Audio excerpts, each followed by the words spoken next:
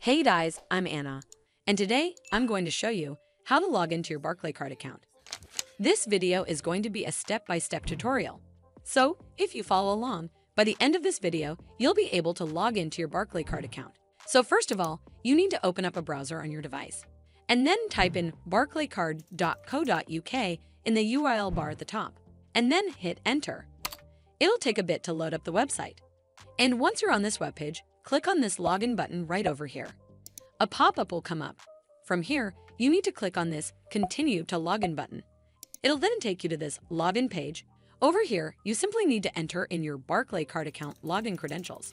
As you might already know, that passwords are case sensitive, so make sure that your caps lock key is turned off. And lastly, click on the login button and you're done.